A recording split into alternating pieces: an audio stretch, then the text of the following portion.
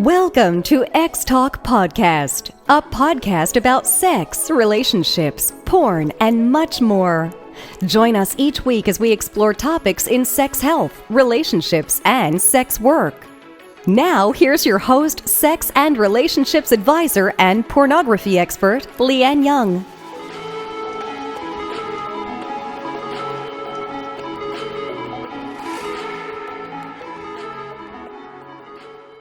Hello and welcome to the Purely Woman podcast. I'm your host, Lianne Young, and we have teamed up with the amazing Skyhawk Radio based in Los Angeles to bring you live entertainment during the housebound coronavirus outbreak. Now, remember, this is like adding humor to a serious situation. We are all aware of the news and we are all aware of what is going on around the world for each and every one of us right now.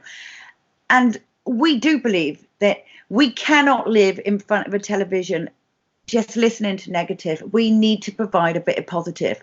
And this is what I have carefully done. I have carefully selected some beautiful people that have got amazing humor, hidden talents, and also knowledge of working from home. And today I am going to start off this amazing podcast with the amazing Veronica Avluv. So let's welcome Veronica to the show. Hello everybody out there. Hi. Hello So there. Veronica, how are you doing? I'm phenomenal. How about yourself? You look amazing. Oh, thank you. See, you've actually got me in bed. I know. You know what? You caught me in bed too. Oh, you are so naughty. Isn't it cozy looking? So I can officially say that I've been in bed with Veronica Avluv, yeah? Whoopee. And her whoopee. What's your whoopee? My whoopee. And my bunny. Ah, so you do go to bed with your rabbit. I have a little owl, and this thing smells like chocolate. So I've been sniffing his head every night. I know, I'm really weird. You know what? I do cute little girl things. I mean, girls, just because we grow up doesn't mean we don't have little cute girly habits too, you know? Don't you have any holdover cute girly things that you do?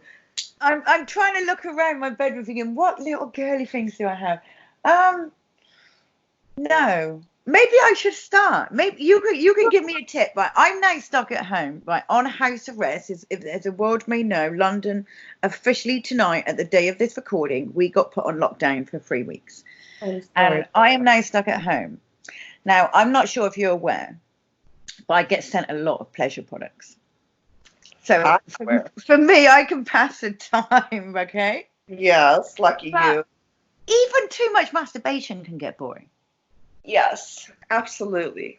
It's like when I'm doing, I work a lot from home now, and not just because of this. It's part of me transitioning into, whatever I'm doing next, which changes almost by the hour. I feel like a 20-year-old trapped in a 47-year-old's body. I don't know what I want to major in. I have no idea. But I do these scenes from home. They're hot. I'm aroused. I'm having real orgasms. And then you go to edit it, and you're watching the same thing over and over again. And even though you were there and it felt really good, there's a point at which your brain just goes, I'm numb to this. All I see are moving mounds of flesh. Like, same thing with masturbation. Eating, all of these things. And these times are the kind of times where you're just left sitting with yourself, sometimes literally just yourself and your thoughts, because you've run through everything you could possibly do.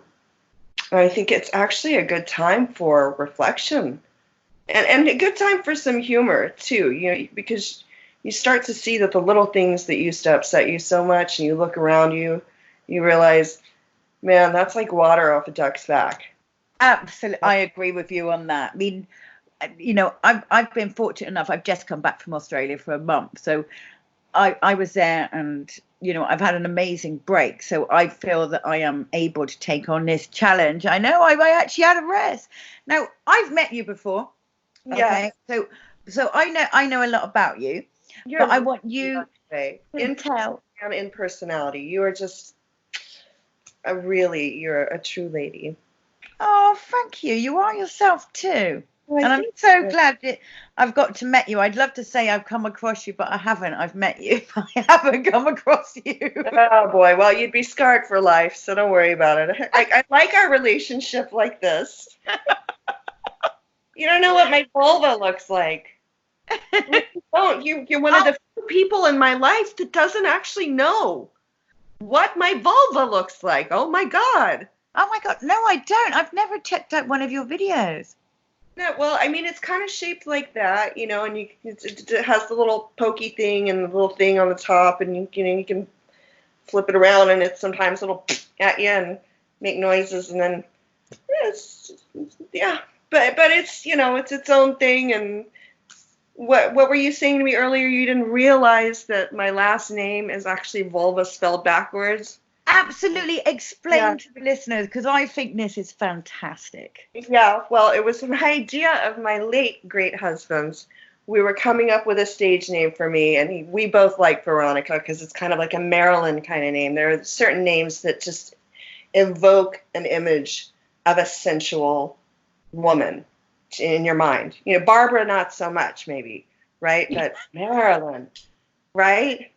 Yeah. Jaja. Oh, who's Jaja? You know, she's not going to be wearing pigtails and, like, you know, baling hay, you know? So, yeah, that's how we came up with it. He said, okay, Avluv is vulva spelled backwards, and it sounds like a French name. And it really does. I can't believe how many people don't get it until I point it out, and then they're like, that's the ultimate joke of all. I can't believe it. So you're fans, and you have many, many fans, okay, around the world. Do they know? Have you ever told your fans? Have they ever asked you? I've had, like, back in the beginning, I had a few very astute fans that figured it out and wrote me, actually, now these were kind of scattered in between, but it was funny, wrote me emails, or they wrote them and then they did some sort of thing that would flip it.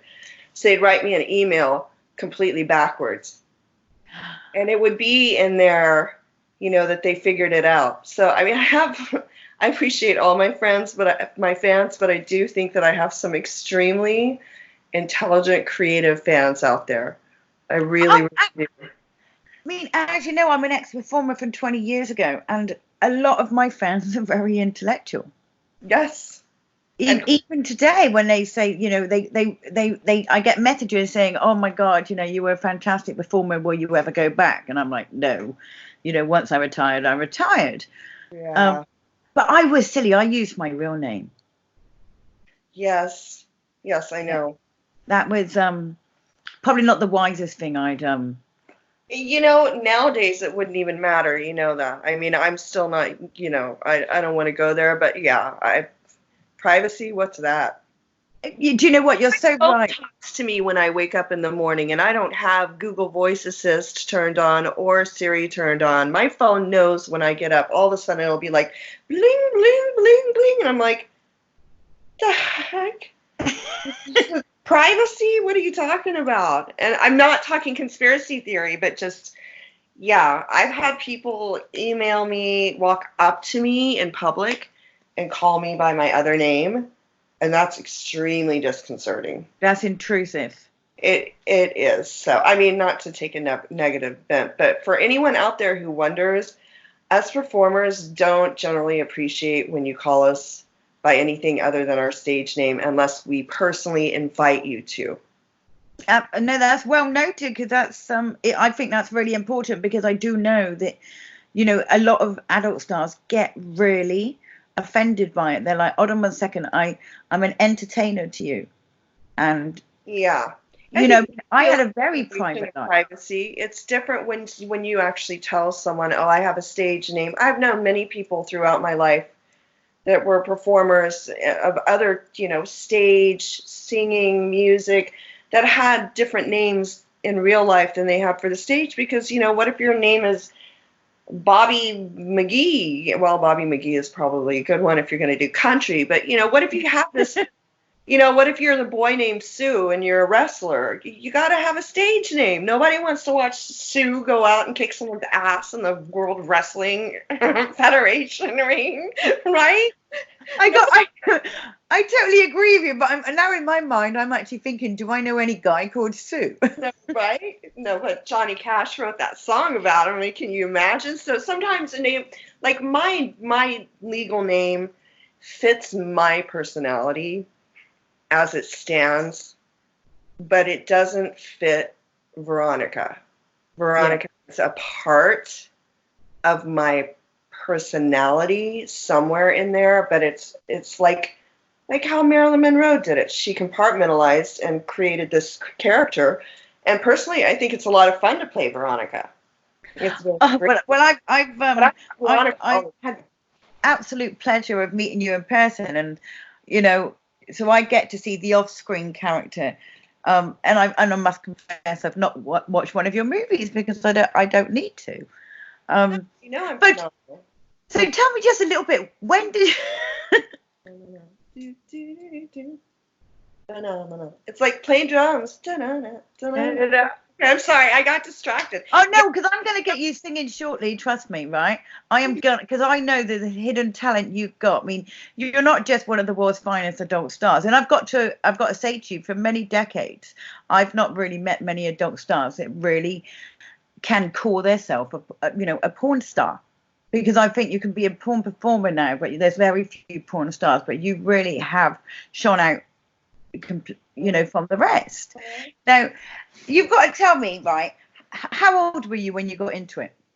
I was actually 37. Well, I'm getting old. 37 years old when I started. I'm 47 now. So you've been doing it for 10 years. Yeah. Wow. Yeah. And just like, what do you think have been your finest moments of the industry? I would say definitely winning the Performer of the Year award in 2000. Not performer. God, I'm sorry. The best supporting actress. That was way off base. Sorry. I just haven't thought about it in a while. Best supporting actress for AVN 2015. I was actually in shock when they called me up. I wasn't expecting that. At the time, I didn't appreciate it as much as I now do. And someone who is still very close to me was sitting at the table when I got called. And when I came back, and I was like, why? I mean, I've done triple anal. Why are they giving me an award for acting? Can you imagine in a certain life? Oh, I used to always say, okay, that, if I would have won an award, what would I have done? I mean, you can't go up there and say, I want to thank my mom, my brother, and my partner too for making it possible for being able to take 3 penises in my butthole. I mean, what would you say? I mean, my mom would probably get a kick out of it. My brother would run and hide. Oh my gosh. No, and it's absolutely right. And the point he made to me was that's much more of a long-standing honor that you can actually tell your children about when they get old enough and, they have to come to terms with the fact, because I don't see how anyone can actually go through doing this in such a public way that at one point they're going to be able to have kids and the kid not find out somehow down the line. But at least to say, I got an award for acting, one of the most, highly regarded adult award shows that you could be, awarded at. So that's cool. I don't know where the award is anymore. Oh, no. I've moved a lot, and I've just, but still, it's an honor to me. I think another one of the big highlights really was to be able to, see behind the scenes, working. I used to work behind the camera doing makeup and assisting with hair, but to actually get in front of the camera is what I meant to say, and work it from that angle as well. I really got to find out that I really do enjoy acting, and I'm pretty good at it. If I care about, even if I don't like the character, I'm pretty good at it. And it gave me some confidence. It worked a part of my brain that I hadn't been working for a while, memorizing scripts and throwing your emotions into things. What I didn't like about it was there were roles that I was given that, morally I just didn't agree with, and I couldn't make that line because it was involving real sex. I couldn't justify how I felt inside about that line. And I don't want to get into it, but just, it's the incest stuff. I just don't like it. I agree with you. Absolutely. I believe that some of the porn lines are way over the top. They shouldn't be allowed. And that's something that I wasn't comfortable with. I don't think I ever done one movie in a school uniform. I'm just not. I never found it comfortable. No, it's yeah. So, anyways, I mean, we want to have fun with this. Yes, but yeah. So you've won an award as a supporting actress, but I also know that you've got a phenomenal singing voice. Thank you. Because you've sang for me, right? And if there's one thing I want to do about entertaining viewers, right, is so many people judge adult stars for all the wrong reasons. They don't really understand it. Adult stars, we are used to having to be on careful alert of a virus going around, a disease going around, and then we have to isolate ourselves away from performing, if a disease comes through. And like the world at the moment, it's almost like some want to go out in public and go to the parks and everything else when they're getting told to stay at home. That's like an adult star going and having sex with anybody.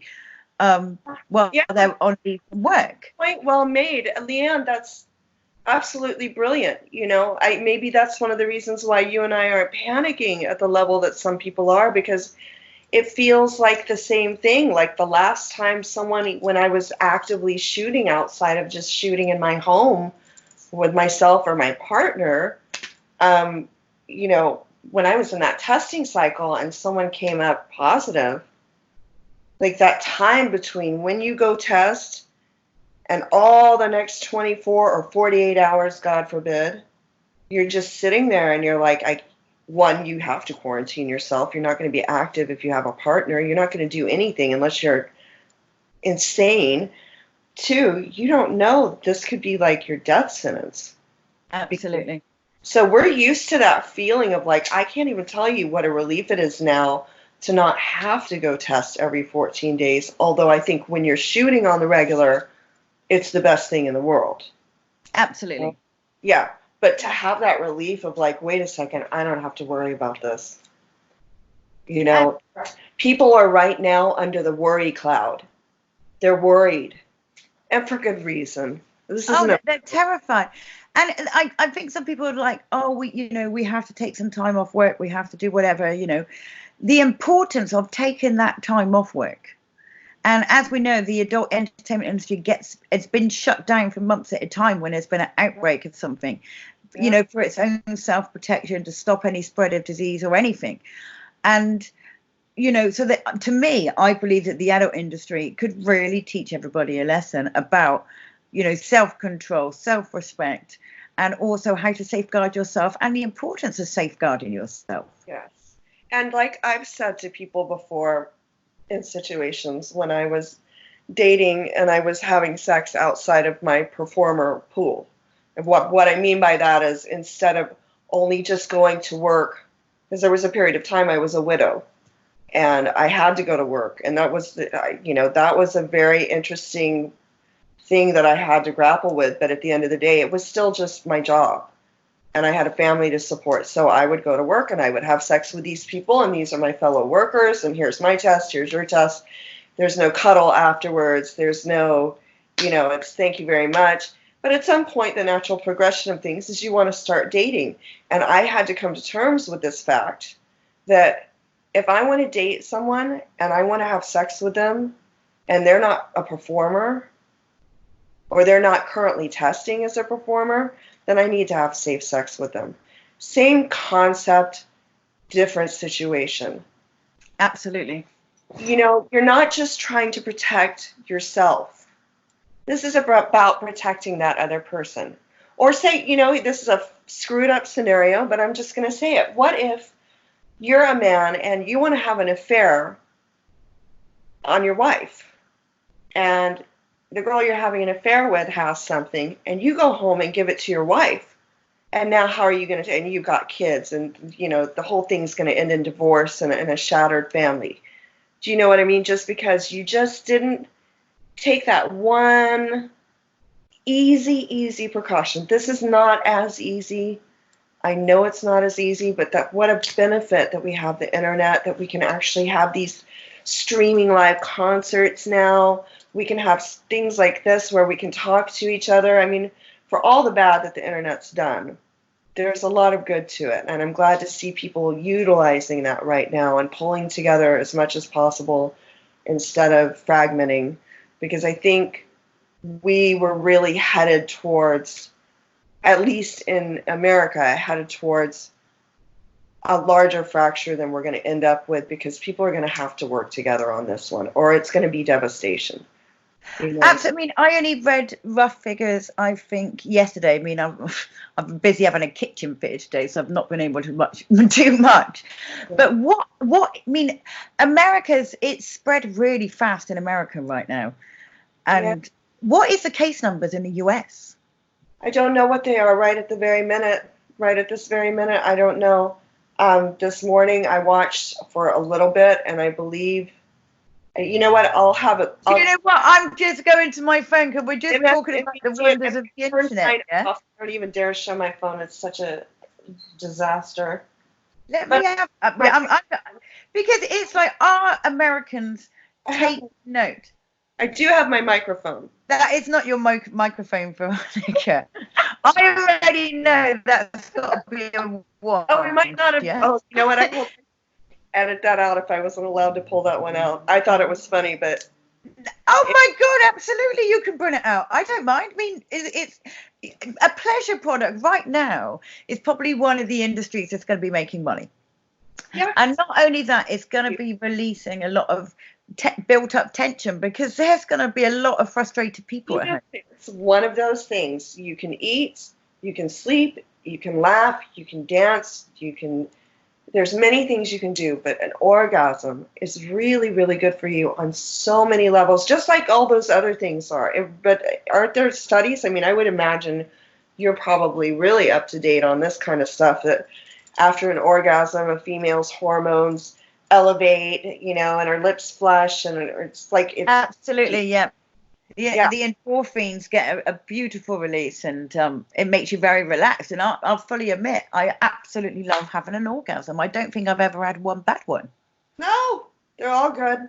They're all good. Some might be a little bit short-lived, but Sometimes you just got to get it over with, though. You know what I mean? Sometimes I'm like, nah, I don't want to go through all this kissing and hugging, and I don't want to sweat. I just kind of want to just, move stuff to the side. Okay, we're all done.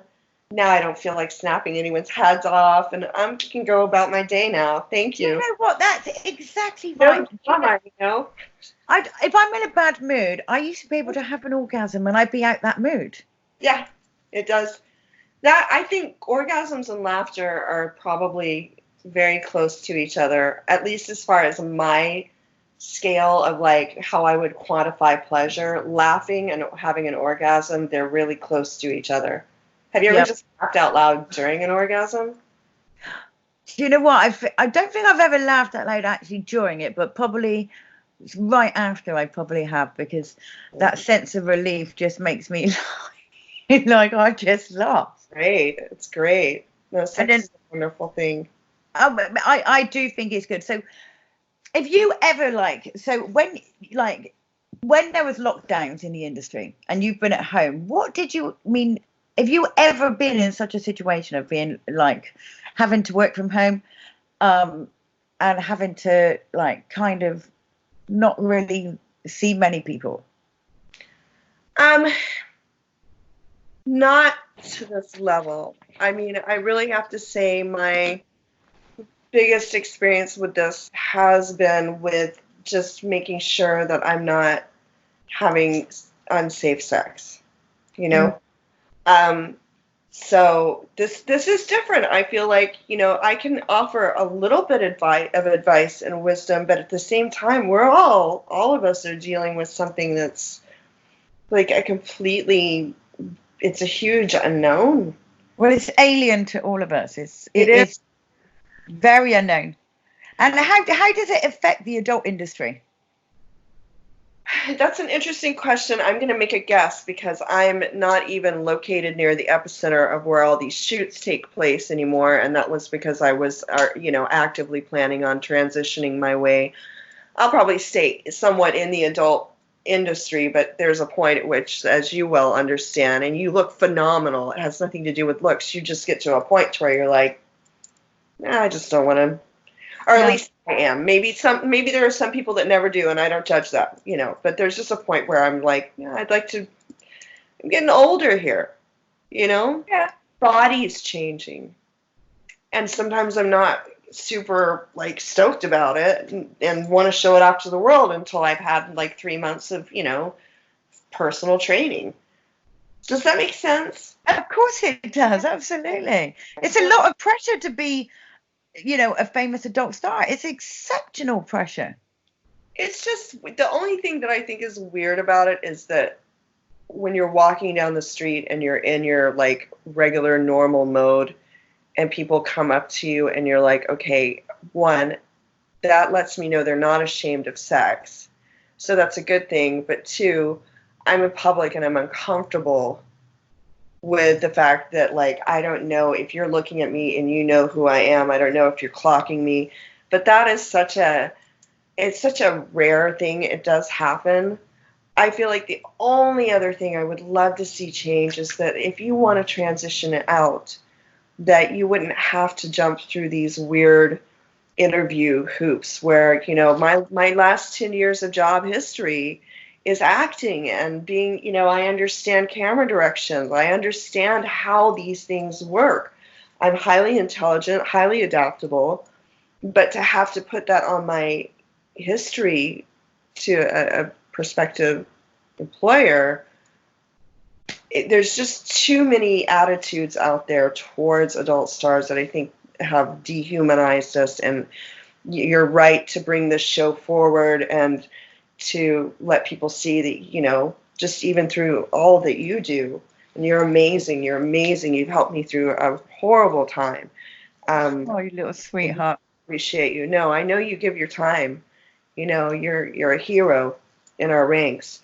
I feel like it would be great if we were allowed as well to move away from our past lives career-wise without it haunting us, because people have very hypocritical a lot of times too, attitudes towards sexuality and what it is we're doing. Oh, I totally, I fought very hard, and, and I think what I'd done is I did self-isolate and I did self-invest, and I stayed away from the industry for many years, and that's what carried me forward. And there's going to be a lot of people now going to be, a lot of people have been laid off. A lot of people have been released from jobs, and they don't know what they're going to do with their life. And one thing that does concern me is they may go into the adult industry and not think of the long term. I'm going to tell you something, and it's not because I'm anti-adult industry. I get emails all the time from people, mostly guys. 99.9.9999. I know that's not even a real number, but you know what I'm saying. But I have gotten a couple of girls that have asked me, how do I get into this industry? I really want in, blah, blah, blah. I'm a virgin, or, and I tell them, I'm like, don't do it. And here's why. I don't think there's anything wrong with sex. I think there are inherent flaws in the system, in the world's attitudes towards people that do that for a living. And that's fine. That's their problem. But it does become our problem at some point, inevitably. So we have to be realistic about it. Two, people should strive for something that's going to last them beyond a 10-year. It's like being an athlete. And it's hard for me to explain it to what these guys are doing, what these girls are doing. You have to be able to stay erect during a scene while there are people pointing lights over your shoulders. You're having to lean your head back. You're having to play a role of some weird character that you don't even identify with. Maybe you don't like the girl you're working with. Maybe she can't stand you. Something smells bad in the room. Someone farted. I don't know. It's not that easy. And the thing is that you're putting your body on the line like a professional athlete. And at some point, you got to just let your body take a break. I totally agree. I mean, I did get tired. I got tired and I realized that I needed to take a break. I needed to do something different. Yeah, And I had to take time out I had to take time out to reflect. I had to. Otherwise, and I still do witness many people who have been and are still in the industry since my day. Some are doing exceptionally well and are absolutely fine, and others, are just absolutely devastated what choices they make. And I think I've had a few conversations with a couple of journalists over the last few days, and they've been like, is the sex industry going up? Is the webcam industry going up? And I said, if there's more people at home, the webcam industry is going to go up. Yes. It's inevitable. But then I don't want other girls to look at it and say, well, if that's a thriving industry right now, I need to go there to make some money. So it's kind of a like catch-22 situation, what to do. And we all know this is going to be temporary. Yes, this is going to be temporary. And that's the one thing I think people really need to, okay, you know me, Lianne, and you know that I can tend to be one of the things that makes me good at acting and a terrible liar, believe it or not. Bad at lying because I'm highly emotional, so my emotions show through clearly. I'm really good at acting because I'm highly emotional, because my emotions show through clearly. It's a different process how you get to a lie as opposed to playing out a role, at least for my mind. Now, in real life, the way this world works is that you've got your now situation. And you know what's going on. If you're going to watch the news, watch 30 minutes in the morning, and if you need to, 30 minutes at night. I'm taking in my coffee in the morning. I take in an hour of the world news, and then like clockwork, it's off. Because I made a mistake a couple times of just leaving the TV running in the background all day. And what ends up happening is it's like you're getting the same message over and over and over and over again. Fear, death, fear, death. Fear, death. People are, these people over here aren't going to help these people over here. And what you need to do, because you have to stay in, is to turn that stuff off. Go find something. Like, you know what I did in the first 3 days? I pulled all my dresses out of my closet that had little things that I needed to sew. And I just started sewing. I know that doesn't sound exciting, but I started sewing, and I watched Aquafina, Nora, is Nora from Queens. I watched funny stuff. I sat in front of the TV, yes, but I fixed up things that I never had the time to do before. I patched up some pillows. Then I got up, and I'm like, okay, I've done the laundry, I've done this, I've done that, I've done the other, I've run out of things to do. Well, then go grab a book. Or, walk around your block if you can. If you can. Yeah. Are you allowed to actually go outside, or? Our situation's kind of unique. We can go outside, but where we live is very close to where they have everything shut down because we're by the beach and by a really nice park. Oh, so, just for the listeners, you're based in Florida. Florida? Yeah, Miami. Yeah. So everything's shut down. They had to shut everything down because of the spring break kids not heating. Yeah, I think I heard something about that, them not listening in. Nope. And, I don't even want to get into that, but just so everyone knows, my opinion is, you know what? Stay the frick in the house. Just if you can't, then of course. But don't go out and congregate. This is not, free fun party time. This is actually very serious. And even if it's not going to affect you, it could affect your neighbors, toddler, their grandparent, you don't know. So just listen to what the doctor is saying. Just stay at home and hey, and gain 5 pounds. Who cares? Make your food.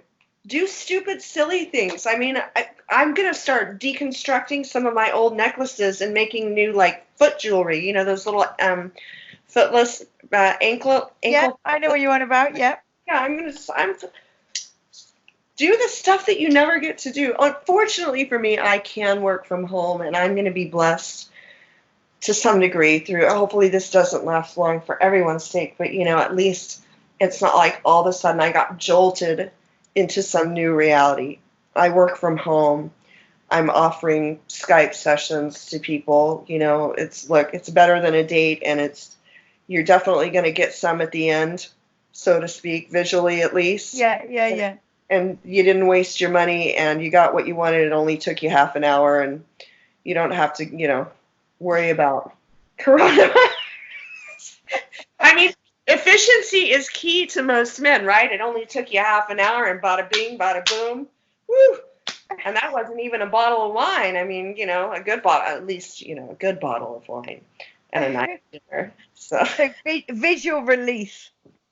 It is. I actually find it, I like it a lot. I like it a lot. It's less money per minute, so to speak, than doing like in-person meetings, like you're allowed to do over there. But for me, I find that it also brings in a different level of fan who's like, that's more affordable to them. And I've met some really, really nice people, so I really enjoy it. It's fun to get dressed up and masturbate in my own home and remind myself. If I didn't have that to do, I probably wouldn't do it. Then I'd be going bananas. I mean, yeah, I get to orgasm a lot too because of what I do. So I love it. And have you seen a rise in your customers? Pardon me? Have you had a rise in your customers? Have I had a rise? Yes, I usually get a rise out of them. What I just said. No, I mean, have you seen an increase in people coming on? That was perfect, but I'm ching. Oh my God, you're too good for me. But have you seen an increase in Yes, I have. No, I don't even know what to say now. Have you seen an increase in people coming? I have. And one of the things I did as well was I offered my OnlyFans as a free membership. So that, people can get on there and at least see some of the stuff. You have to pay to unlock certain things, but it's a very personal, interactive, like it's a really fun way to pass the time. And I have so much stuff on there now. I'm in the top less than 1% of all creators. So I don't even know how I did that. I mean, I just... Fantastic. I'm not the girl that gets up in the morning because I'm not 25 years old. So I'm not the girl that's going to get up in the morning and be like, good morning, world. I'm going to be like, I'll get to you later. Let me put on. Yeah, I need my coffee and I need my face cream and a little face massage. Kind of do my eyebrow lifts. Yeah, I'm just no. I mean, it's naughty. Yeah, what there is really naughty. It's not a lot of me just going, look at what I'm eating. It's yeah, because I mean, I've never watched webcamming and I never done it, so it's kind of, for me, it's like, I know people that are in that industry. It's a totally professional industry. You're in complete control of your work, and you make revenue. Yes. You know? I think it's a brilliant thing. I'm not so much a cam girl. I've found that when I do the camming, it's a little bit of a different structure than doing like an OnlyFans or Skyping. I'm such an interactive, personal, one-on-one type of person that I find the camming to be too many people coming at me. So it's kind of like I'm doing the Skype as a one-on-one private cam. Does that make sense? Yeah, oh, absolutely. Yeah. But I know Alana Evans. She's pro at the camming. Oh, she's so good at what she does. She is, and she's cool with like hanging out with people all day long. I just don't have the patience, and I swear it's not because I'm a bitch. And I can be a bitch, but when you see me turn it to bitch level, it's really because I'm defending somebody. You've really, really made me mad. I'm not like, ew, you disrespected me. I'm not that kind of person. I'm not high maintenance. But to sit there and just like wait and wait and wait and wait in front of a computer and be like, please, please, please, can you, so I can finally put this toy in my, thank you. We finally reached, you know what I mean? What I like is this guy shows up, We got this Skype call at 9 o'clock. We're going till 9:30. I only do up to half an hour, by the way, because I found any longer and I go, like, my arms are going to fall off. Although I do have a fucking machine now, so that may change things. But it's right to the point. You know, we do a little chit chat if the guy wants to, or if I've seen him several times, because I have my regulars, and I know Vernie wants to get to it. He wants to see my feet. He wants to see me bent over. He wants me spreading, and, you know, it's pretty fun. And it's the perfect safe sex. Completely safe sex. You can work from home. And As a good friend of mine said to me once, he said to me, "You're going to pay one way or the other. So why not?"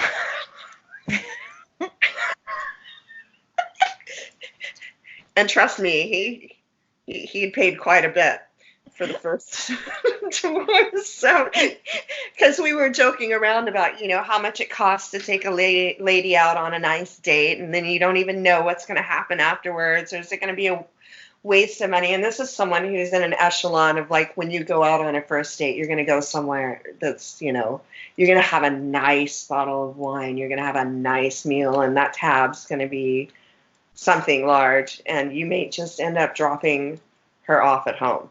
With me, I'm a fraction of the price. You know what you're getting. We're going to get to it. No drama. No, you know. boom. So what? How do people get hold of you on Skype? We'll do a bit of self-promotion here because you're working from home. Well, thank you. I take it by email, booking Veronica Avluv at gmail.com, and it's spelled just like that, booking Veronica with a C, Avluv at gmail.com. I feel like Bernie Sanders right now. Well, on that note, right, because soon, I know that you have an absolutely stunning singing voice. Oh. This is your hidden talent. Thank you. And I would love you to just give us a little tune so that other people at home can sleep well tonight, maybe, knowing. Are you sure? I don't know. I haven't sung in days. Oh my gosh. All right. It's funny because sometimes I'm not shy at all, and then sometimes I get shy. I'll try a little something, but I really don't have anything prepared. I'm not warmed up by any means. This one's easy, although I'm not sitting correctly for it. You can't just sit like that and sing. You know that, right? Yep, I know. Okay.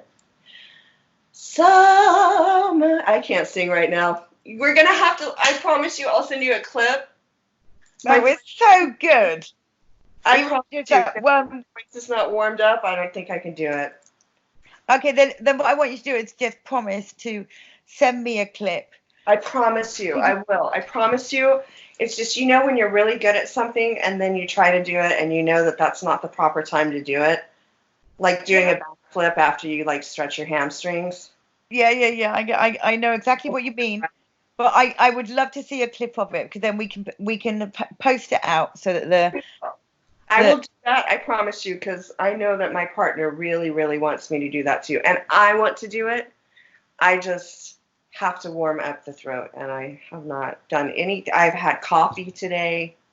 I had Gatorade. Yeah, I can get you back now and say this is the first time Veronica Avluv has to admit to not having her throat warmed up. My throat's not warmed up. Hey, honey, my throat's not warmed up.